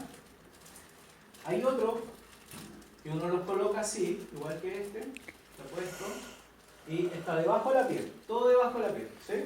No tiene salida acá. ¿Ya se lo imaginaron? Quedó cubierto. Puse los puntos, quedó cubierto. Le pongo la misma jeringa aquí, o hay como unos acordeones que se llaman Hemosub, así se llaman, Hemosub. que son como unos acordeones, uno lo aprieta y lo conecta a esto que generalmente viene todo junto, viene todo el paquete con el drenaje y viene como acordeón, ¿sí? Entonces, esto genera una presión negativa, está chupando, ¿sí? ¿Qué es lo que hace eso? Colapsa, que presiona, ¿no es cierto? Porque como una bolsa plástica que ustedes le sacan el aire y se colapsa, lo mismo pasa aquí. Y eso va a estar drenando, ¿no es cierto? Una vez que se colecta un poco de líquido, uno bota ese líquido y vuelve a colocar el mismo sistema, ¿sí? Que se va perdiendo de a poco la presión negativa. También se puede hacer con jeringa. Le pongo una jeringa, por ejemplo, de 12 o de 20, le hacen un agujero en el émbolo y le pasan una aguja. ¿Sí? Hacemos la jeringa. ¿Sí? Entonces aquí la conectamos a este aparato y el émbolo va a quedar por aquí con presión negativa y le pasamos aquí una traba. ¿Sí? ¿Has visto la jeringa? Hacemos una traba y entonces queda con presión negativa. De a poco se va perdiendo porque va entrando líquido. Generalmente se llena de líquido aquí la jeringa, ¿no es cierto? Empiezan a caer gotitas. Le sacan el broche, ¿no es cierto? O la lava que le pusieron, le sacan el líquido, le vuelven a dar presión negativa hasta donde tiene presión negativa y le vuelven a colocar ese cosito. O hay unos que son como unos acordeones, que es lo que le decía yo que el emusú. Son como unos acordeones así y que tienen una punta donde se coloca el catéter. Entonces este se colapsa como un acordeón, se conecta a la manguera y se suelta. Y a poco se va. ¿Sí? Estos se pueden usar para drenaje torácico, drenaje abdominal, tiene un montón, o para piel también, en heridas extensas, etc. Y hay otros que se conectan a la máquina de succión. Pues, ¿han visto las máquinas de succión que tienen un frasquito, ¿no es cierto? Y que suena. Lo usan los dentistas mucho también. En cirugía también lo usamos. Bueno, ese se conecta a la máquina de succión y también se puede hacer. Porque hay otros tipos de drenaje que no son así como todos estos son activos, los que le estoy hablando ahora.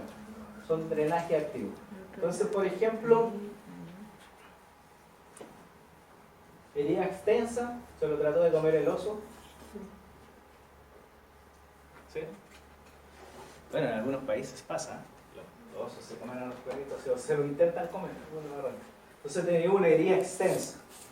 Le colocan, la lavan, la limpian, tienen que esperar que haga cicatrización, ¿no es cierto? Cuando hay heridas muy extensas, ¿qué es lo que le pasa al paciente? Es como una quemadura extensa. ¿Qué es lo que le pasa a los pacientes con exposición?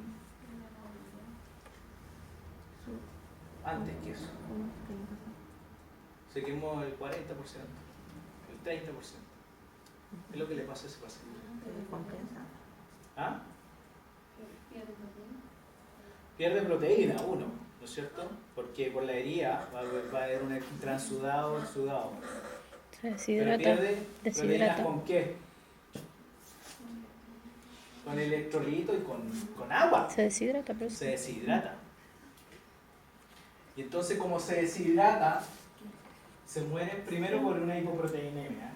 Eso es como va todo, porque se pierde los electrolitos, se pierde el agua y se pierde las proteínas y finalmente, claro, lo más fácil de reponer que lo que es, los electrolitos y el suero, porque le estás colocando suero, pero se te olvidan las proteínas. Si no le unís proteínas, el paciente igual se va a deshidratar. Bueno, una forma de evitarlo es que tú cubras la herida, la cubre y le pones esta espuma, ¿sí? Esta que usan para la hombrera. ¿Ya? ¿Sí? Sí. Espuma plástica, no sé cómo le llaman. Esa se esteriliza. Se puede autoclavar. El problema con autoclavar, le hace un rollo, se coloca ahí encima. Le ponen, Me da la impresión que es esponja. incluso lo pueden recortar del mismo tamaño de la herida. Lo ponen encima, le ponen un film plástico, ¿sí?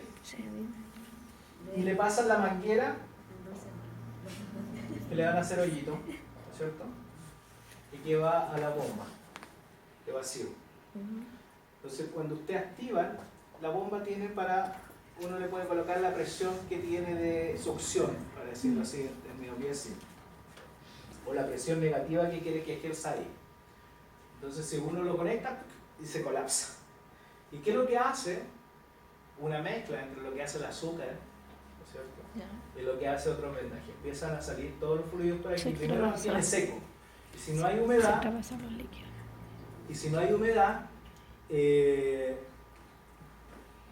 las bacterias se mueren. Y eso es súper bueno. Después llega una cantidad de elementos ahí al sistema, libera un poco el sistema linfático, o sea, por eso que activa el sistema linfático y se produce la regeneración, ¿sí? Sin problema. Son sistemas activos, para eso se hacen para heridas extensas. Ahora, lo malo es que hay que tener paciente medio sedado. Tiene que ser un paciente cooperador, porque si no se come la manguera a cada rato. Ahí se quita la presión negativa. No tiene mucho sentido. ¿Sí? Generalmente es para pacientes que están bien complicados. Entonces es interesante pensar en que hay una serie de... estamos pasados ya en el tiempo. Sí. Ustedes no me dicen nada. Sí. ¿Ya? ¿Hasta aquí no me llegó? No sé si